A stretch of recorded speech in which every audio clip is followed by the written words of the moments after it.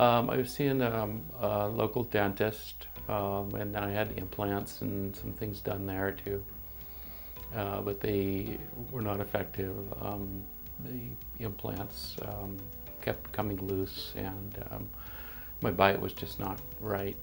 The staff at the office always very friendly, and several times I had to come in to have my temporaries glued back in, and staff was always very accommodating and very nice to work with.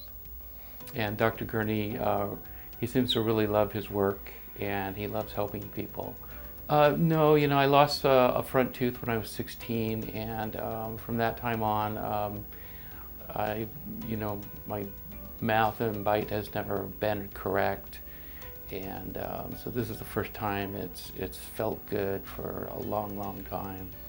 And so just happy to have chosen to come here and do this process with Dr. Gurney.